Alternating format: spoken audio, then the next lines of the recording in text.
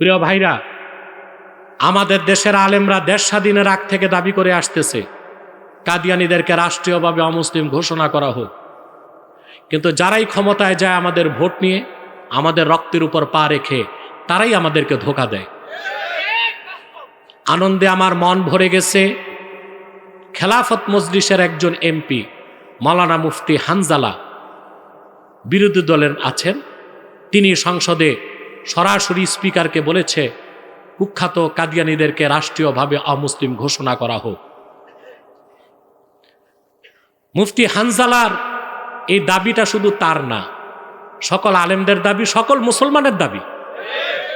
অতএব আমি চাই সংসদে বিরোধী দলের বাকি যারা আছে তারাও তার সাথে মুফতি হানজালার সাথে একত্রতা ঘোষণা করুক এবং তারা প্রত্যেকেই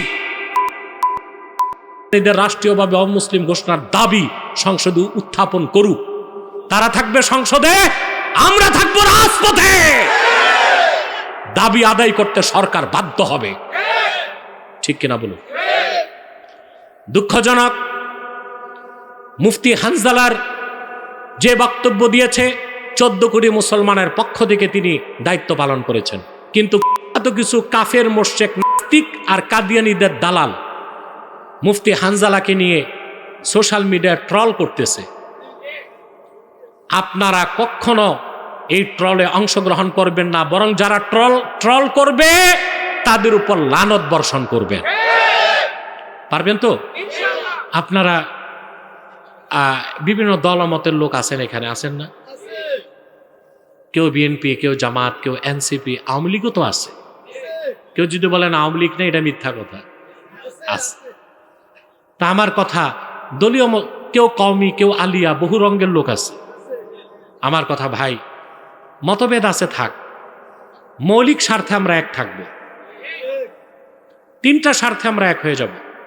ইসলামের সুমহান স্বার্থ রক্ষায় আমরা ঐক্যবদ্ধ হয়ে যাব। পারবো? মুসলমানদের মৌলিক দাবিগুলো আদায়ে আমরা এক হয়ে যাব। পারবো?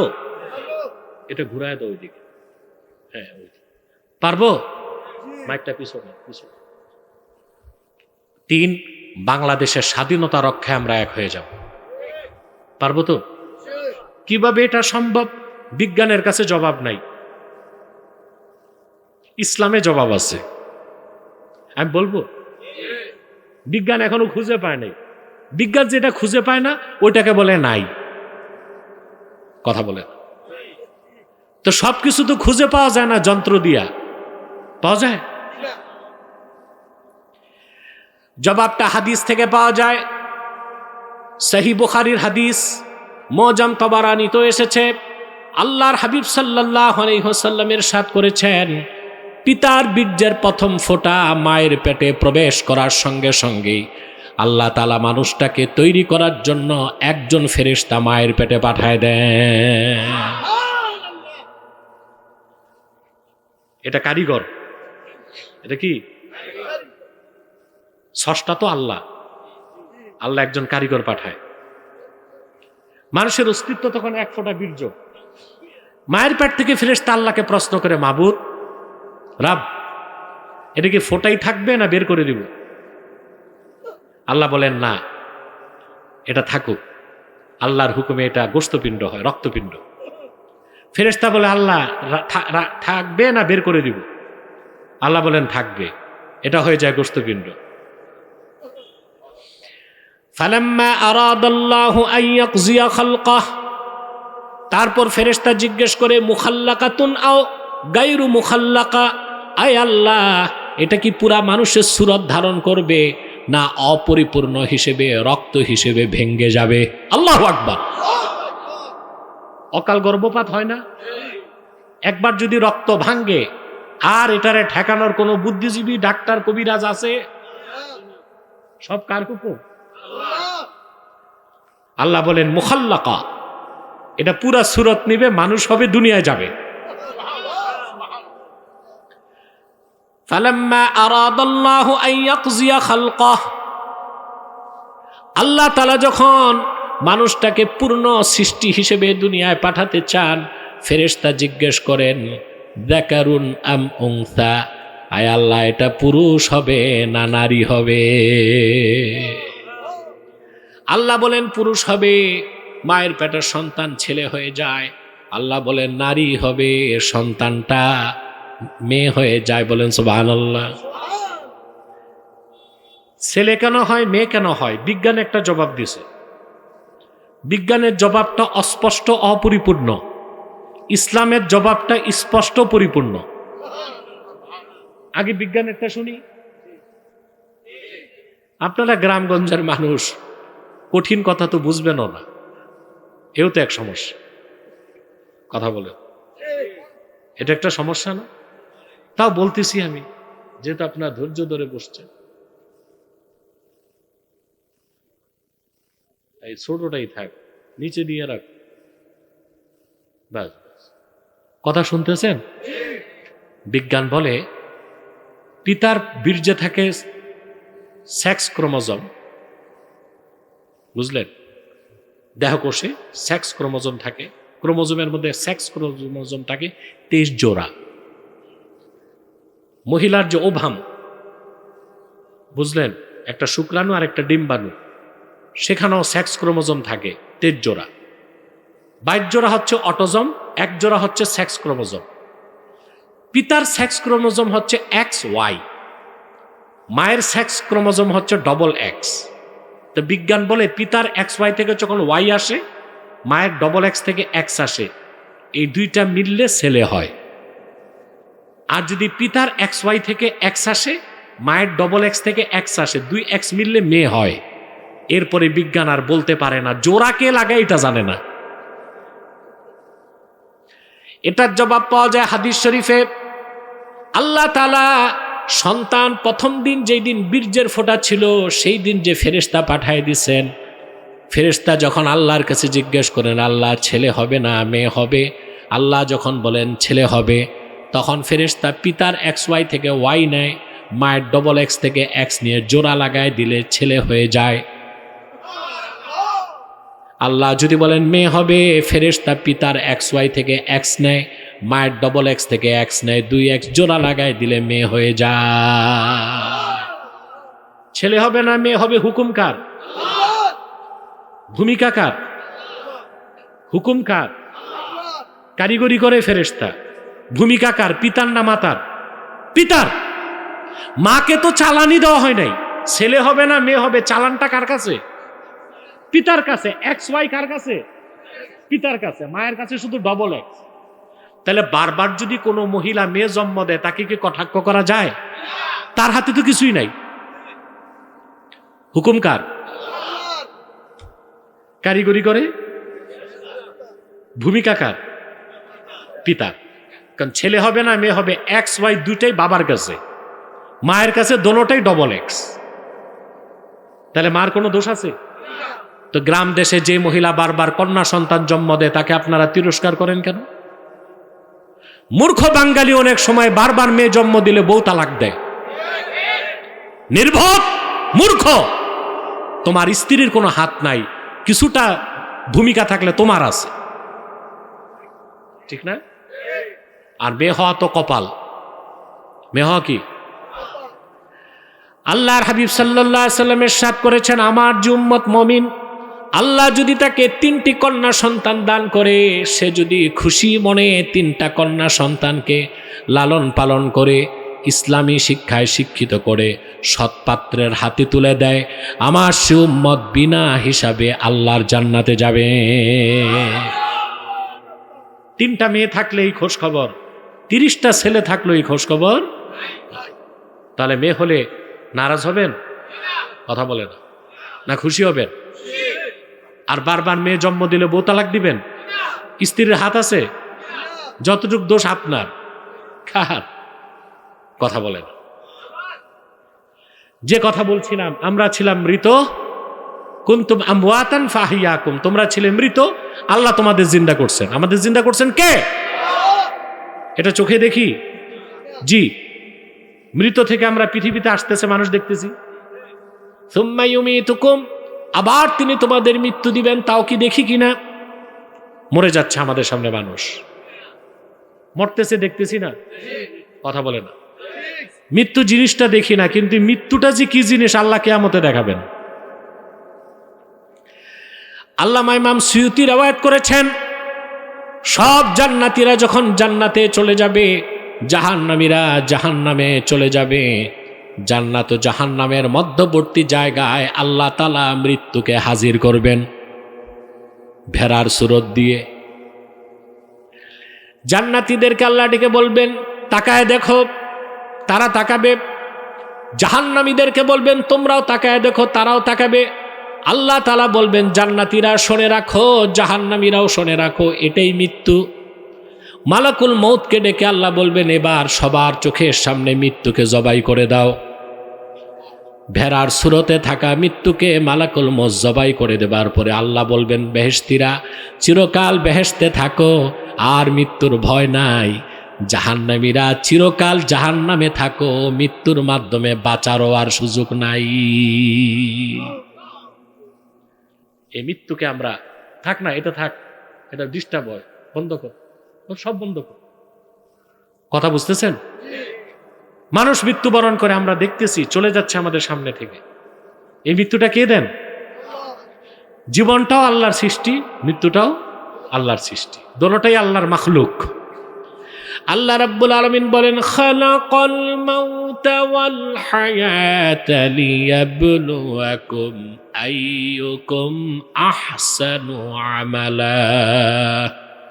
আল্লাহ তাআলা তিনি জীবন এবং মৃত্যুকে সৃষ্টি করেছেন এই কথা পরীক্ষা নিতে তোমাদের মধ্যে কে সৎকর্মশীল। সুবহানাল্লাহ বলে। তাহলে আমরা তিনটা জিনিস চোখে দেখি, আমরা ছিলাম মৃত, আল্লাহ জিন্দা করেন, আবার তিনি মৃত্যু দেন। চতুর্থটা চোখে দেখি না, সেটা হচ্ছে আখিরাতে তিনি কবর থেকে উঠাবেন। তিনটা কাজ যিনি পারছেন, চতুর্থটা পারবেন কিনা জোরে বলতে হবে। আমার ভাইয়েরা, তাফসীর হুসাইনিতে এসেছে, বাদা নাফাকাতি সানিয়া, দ্বিতীয়বার সিংহায় ফুৎকার করার পরে হযরত ইসরাফিল ফুঁক দিবেন কে?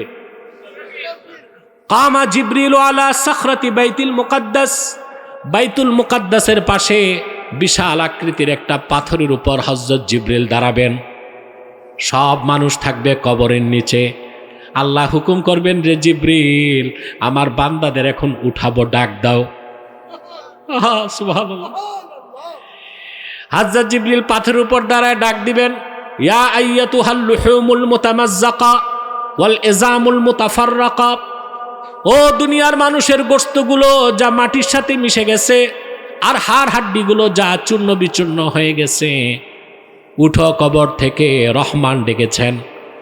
কথাটি বলার সঙ্গে সঙ্গেই সমস্ত কবর থেকে সব মানুষ জিন্দা হয়ে দাঁড়ায় যাবে, নতমস্তকে আল্লাহ রাব্বুল আলামিনের হুজুরিতে হাজির হয়ে যাবে মিজানের পাল্লার সামনে। শুরু হবে হিসাব। যা করছেন দুনিয়ায়, ভালো কাজ করছেন তাও দেখবেন, খারাপ কাজ করছেন তাও দেখবেন, জেনা করছেন কার সাথে তা দেখবেন। দুনিয়ায় মানুষ এমনও গুনার কাজ করে তার স্ত্রীটার পায় না, ঔরজ্জার সন্তান জানে না, পাড়া প্রতিবেশী জানে না। আল্লাহ তাআলা সব দেখেন, সব জানেন। আপনি দেখবেন যত গুনার কাজ করছেন সব সামনে চলে আসতেছে। পাল্লায় ওজনে কম দিয়েছেন, জেনা করেছেন, মদ খেয়েছেন, নামাজ পড়েন নাই, কার আঙ্গুলে 2 আঙ্গুল ঢুকাইছেন পকেটে, সব দেখতে পাবেন। কোরআন কারীমে আল্লাহ তাআলা বলেন, ইয়াউমা তাজিদু কুল্লু নাফসিম মা আমিলাত মিন খাইরিন মুহদারা ওয়া মা আমিলাত মিন সু তাওয়াদ্দু লাউ আন্না বাইনাহা ওয়া বাইনাহু আমাদান বাঈদা। আল্লাহ রাব্বুল আলামিন বলেন, প্রত্যেক মানুষ কাল কিয়ামতের দিন দুনিয়ায় যা ভালো কাজ করেছে তা পাবে। আজকে যে মাহফিলে বসছেন তাও দেখবেন কিনা? কথা বলে না। পুরস্কারটা পাবেন কিনা? কোরআন সাক্ষ্য দিছে।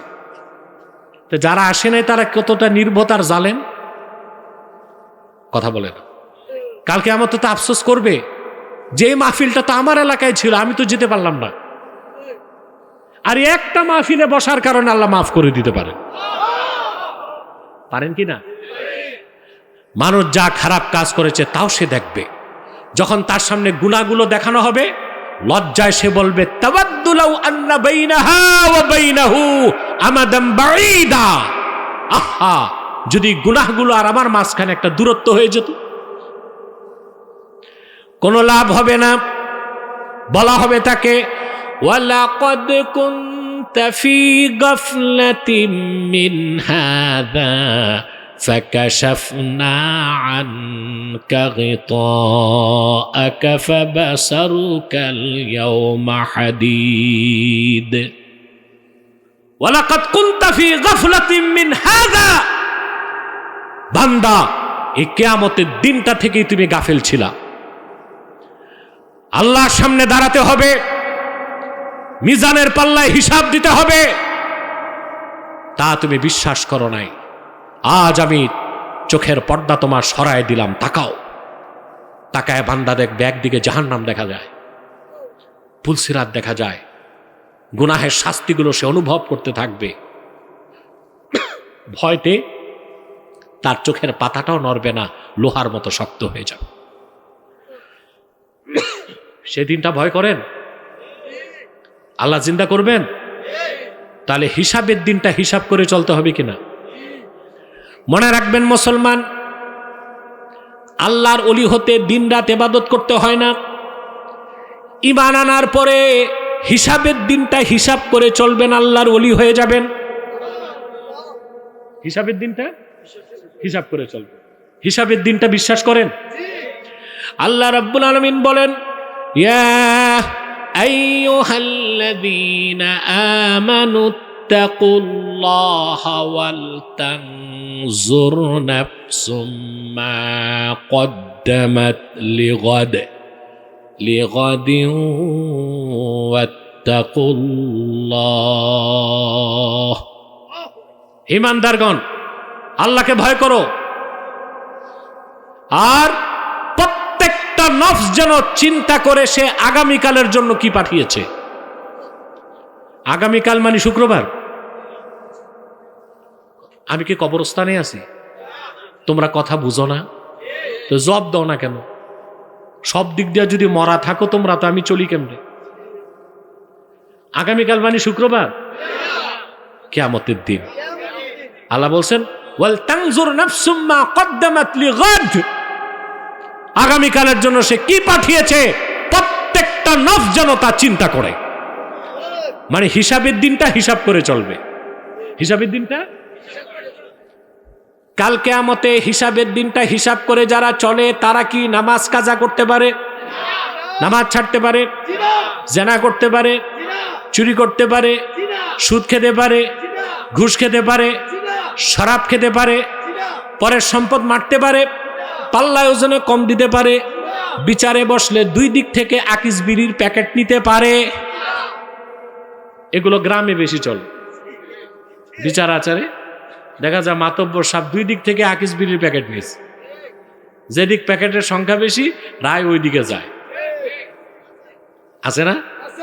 খোঁজ নিয়ে দেখা যায় দাড়িও আছে, নামাজও পড়ে, রোজাও রাখে, টুপির উপর রুমালও আছে, কিন্তু আকাম কুকাম করে। এগুলো করবেন? হিসাবের দিনটা মনে রাখবেন।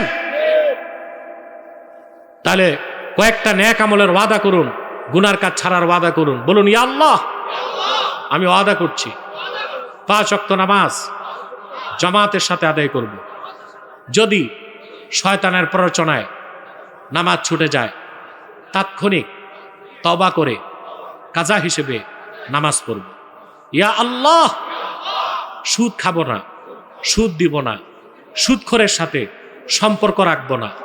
ইয়া আল্লাহ, ঘুষ খাবো না, ঘুষ দিব না, ঘুষখোরের সাথে সম্পর্ক রাখবো না। কামিয়াব হয়ে যাবেন আপনি। হিসাবের দিনটা শুধু মনে রাখবেন। পারবেন তো ইনশাআল্লাহ? সাদাকাল্লাহুল আযীম ওয়া সাদাকা রাসূলুহুন নবিয়ুল কারীম ওয়া নাহনু আলা যালিকা মিনাশ শাহিদিন ওয়াশ শাকিরিন ওয়ালহামদুলিল্লাহি রাব্বিল আলামিন।